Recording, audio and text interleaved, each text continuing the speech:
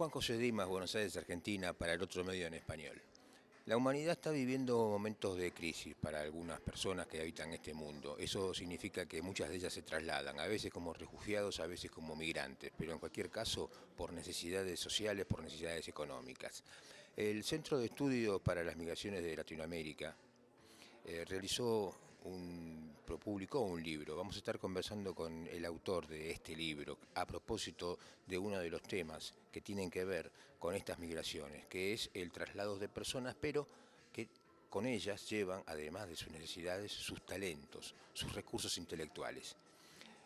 Luego de una pausa regresamos para hablar con el autor de este significativo libro. Gracias por acompañarnos. Juan José Dimas, Buenos Aires, Argentina, para el otro medio en español. Integra Dimas Producciones.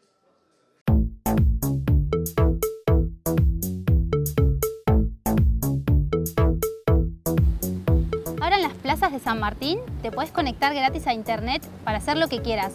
Facebook, Instagram, mandarle WhatsApp a todo el mundo. Aprovechalo y navega sin gastar tus datos.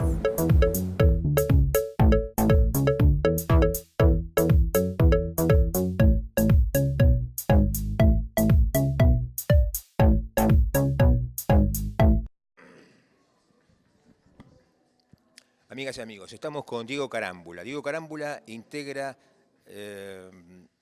una sección en el Vaticano sobre migraciones, pero no vamos a hablar de ese tema ahora, lo vamos a dejar para más adelante, es lo que estuvimos conversando previamente, un tema que a él le apasiona y a mí me preocupa, que son las migraciones. Vamos a estar hablando de un reciente libro que él publicó con el Centro de Estudios para las Migraciones Latinoamericanas, el CEMLA.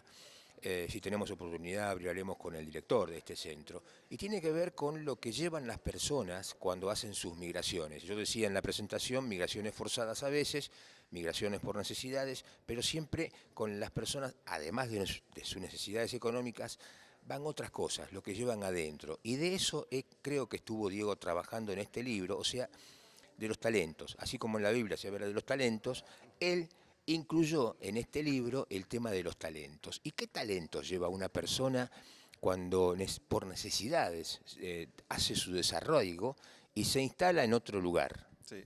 Bueno, primero que nada, gracias por la oportunidad de poder comentarles un poco acerca del libro. El libro se basa en tres pilares, que son las economías del conocimiento, como motores más que nada en los países desarrollados, a su vez lo que es la competencia global por talento humano y cómo esto desemboca en lo que es el aumento de la migración calificada en los últimos 10 años, un fenómeno que se da tanto en Argentina como en el resto del mundo, ¿no? Entonces, el libro un poco indaga acerca de cómo ha crecido en los últimos años, particularmente en Argentina, el tema de los migrantes calificados que se van del país, lo que comúnmente se ha denominado fuga de cerebros en muchos años, o brain drain, el término en inglés, y cómo, qué cosas el Estado o los gobiernos están haciendo para tratar de frenar eso de alguna manera, ¿no? Es un libro que también tiene una parte, digamos, bibliográfica muy grande, o sea, bastante material teórico, y también un trabajo de campo que se hizo encuestando a estudiantes a un año de egreso de recibirse de ingenieros en sistemas en 7 universidades argentinas. Universidad de Buenos Aires, Universidad Tecnológica Nacional, entre otras.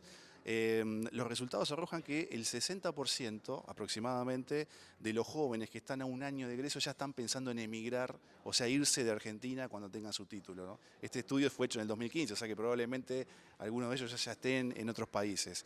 Esto más que nada se da primero por las políticas de atracción que están haciendo muchos países desarrollados, por ejemplo como el caso de Alemania, que están modificando en cierta medida sus procesos de visado para personas de alto nivel de calificación. No es así, obviamente, para la migración más común, por decirlo de una manera, la no calificada, ¿no?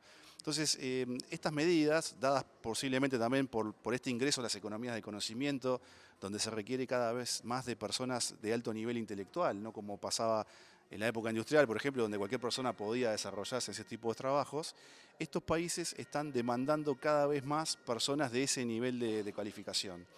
Eso lo que hace justamente es el cambio de políticas más flexibles, dado por el envejecimiento también de la población, que es un fenómeno también muy importante en los países desarrollados, o sea, personas cada vez que tienen menos hijos, donde el proyecto familiar ya no es como era antes, sino que muchas parejas incluso deciden no tener hijos, y bueno, eso está haciendo que estos países tengan una demanda altísima.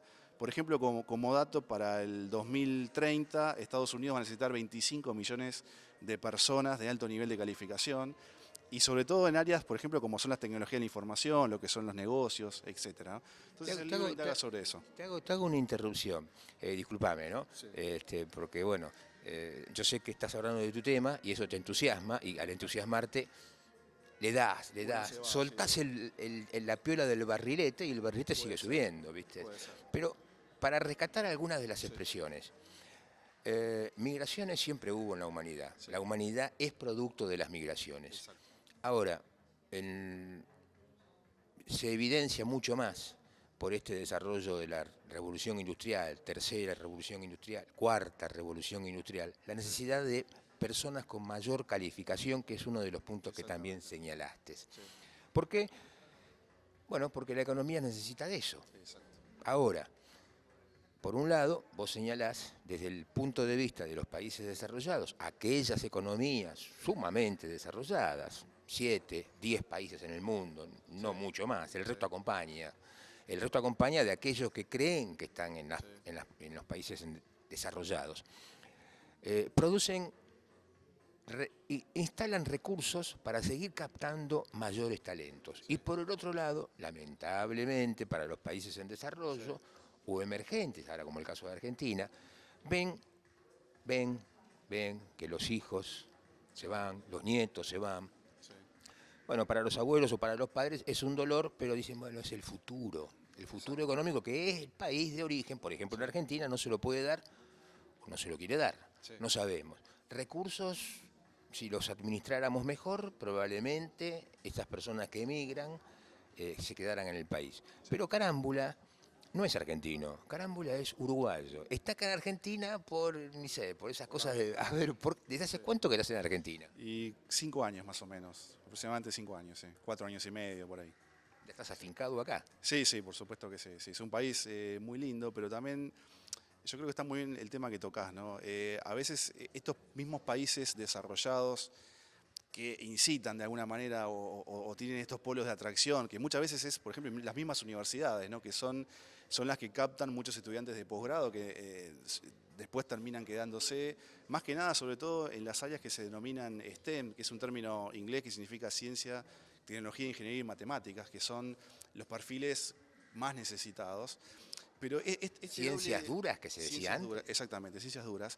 Pero este doble discurso es verdad que existe, ¿no? O sea, países que por un lado tratan de atraer, pero por otro lado ponen muros para otro tipo de migrantes. Incluso en los últimos años han aparecido conceptos como por ejemplo el desarrollado por Annalisa Aksenian, que es una autora norteamericana que habla de un brain circulation o una circulación de cerebros, que es una forma de justificar de alguna manera, decir, bueno, en realidad no hay una pérdida humana para los países en desarrollo, es verdad que la gente se va, pero a la larga hay una retroalimentación, esa gente que se fue vuelve o viene por periodos de tiempo a brindar, a retroalimentar de alguna manera a la gente que está acá. Sin embargo, también en el libro, a través de un modelo que se llama CESI, que no voy a profundizar ahora, pero bueno, también demostramos que esa circulación no es tan así, sobre todo porque la transferencia de conocimiento no es algo que se da en una semana de estancia en el país o a través de internet. O sea, es un proceso más de maestro-alumno, como se desarrolla en el libro, que es muy interesante y va muchas veces contrario a mucha literatura, sobre todo la del norte, que trata de decir que la fuga de cerebros no es tan así, cosa que, por lo menos en mi opinión, es un fenómeno que al menos hay que tenerle cuidado, ¿no? Hay que llevarlo por delante. Gracias. Ahora estás de un modelo, del modelo CESI, pero también en tu libro desarrollás otro modelo, el modelo de triple hélice, que ese quizás brevemente, porque está por comenzar tu conferencia, ¿podés explicarnos, por favor? Por supuesto. Hay un modelo que se desarrolló en el año 1997, Stowitz y Leiderdorf, nunca me salen bien los apellidos, pero son más o menos así. Y ellos dijeron que para que un país esté inserto en una economía de conocimiento o sea atractivo desde el punto de vista de desarrollo económico de ciencia y tecnología, debe tener un modelo que se base en 3 actores que tienen que ser parte, digamos, uno del otro, no pueden trabajar separadamente, que son la academia o la universidad, el Estado y el sector privado. En la investigación, a través de que está focalizada en el sector tecnología e información, es muy impresionante porque no solamente en la Argentina no trabajan juntos, sino que hay prácticamente un divorcio entre estos 3 actores. Por ejemplo, La universidad debería ser una universidad que tenga 3 misiones. La primera, la básica que conocemos todos, es la enseñanza. La segunda, la investigación, que ya de por sí en Argentina no es tan desarrollado a nivel universitario. Y la tercera misión es el emprendedurismo, o sea, es cómo capitalizar ese conocimiento de la universidad a través de empresas. Ejemplos, por ejemplo, Google, que surge a través de la Universidad de Stanford, o sea, hay múltiples ejemplos. Por otro lado, tenemos un sector privado que no invierte en investigación. Obviamente por la carga tributaria, por el riesgo que tiene hacer negocios en Argentina. Es un sector muy poco desarrollado en lo que es la investigación. Y después un Estado que en el modelo triple hélice debería ser un Estado facilitador, un Estado que acompaña, un Estado, por ejemplo, que disminuye impuestos para esas empresas que hagan investigación. Bueno, en Argentina se da todo lo contrario, o sea, es un Estado muy presente, muy presionador, con altos impuestos, poco motivador del desarrollo, etcétera. Y por otro lado, las empresas nos decían que la gente que sale de la universidad no sale preparada para ese tipo de trabajos, o sea, porque tienen un modelo de estudio o estudian cosas que no son alineadas con la industria. Y por otro lado, las universidades se quejan de que, por ejemplo, en el área de tecnología de la información, se están llevando alumnos que están en tercer año de carrera, ya se abandonan los estudios porque ingresan en un mercado con una escasez enorme de talento y esas personas inmediatamente empiezan a trabajar, tienen salarios bastante competitivos para lo que es Argentina y abandonan sus estudios. Entonces, brevemente lo que te puedo decir es que no hay esa alineación o ese trabajo colectivo entre el modelo, ¿no? Finalmente, tu libro se llama El círculo vicioso del talento. Sí. Uno pensaría lo más común es decir el círculo virtuoso. Por otro lado, y el título, ¿no? Sí. Ahora, ¿cómo se consigue el libro? Porque supongo que muchos de los que están escuchando, viendo, estarán diciendo, bueno, sí, macanudo, ¿dónde lo compro? ¿Dónde lo consigo? ¿Y por qué lo de vicioso? Sí, bueno, primero vamos a ver la segunda primero, ¿no? El tema de vicioso es porque, paradójicamente, para un país insertarse en una economía de conocimiento necesita gente. Pero a su vez esa gente se está yendo, entonces por eso es círculo vicioso, ¿no? Porque es muy triste ver cómo mucha gente, y estoy haciendo una segunda investigación de hecho con científicos argentinos que están en el exterior, una encuesta más o menos a 600, con cargos importantísimos. Hay cargos, por ejemplo, de decanatos en Harvard o universidades de prestigio, y uno le da mucha pena ver cómo esa gente se ha ido, cómo esa gente no contribuye con el país, cómo se ha perdido, ¿no? Entonces, la paradoja, y por eso el círculo vicioso, es porque si uno no tiene recursos calificados, no va a entrar nunca en una economía de conocimiento. Pero a su vez, no estar en una economía de conocimiento es uno de los factores de expulsión más grandes de talento. Para que tengas una idea, en la encuesta que hicimos a los futuros ingenieros a menos de un año, no era el salario el motivador principal para irse, sino que es el desarrollo profesional seguido como segunda opción, de poder estar en un ambiente donde se desarrolle la ciencia, donde puedan innovar, donde puedan crear productos nuevos. Eso es lo que más motiva a los jóvenes que están por egresar, ¿no? Entonces, por eso también el círculo vicioso. Con respecto al libro, en el CEMLA mismo se pueden contactar con el Centro de Estudios Migratorios Latinoamericanos para poder consultar dónde son los puntos de venta. Yo la verdad que no tengo los datos exactos de dónde es, la editorial de SICUS, así que esos son un poco los datos que puedo dar. Pero a través del CEMLA sería una buena idea. Perfecto. Diego Carámbula, muchas gracias. Muchas gracias a ustedes. Hasta luego.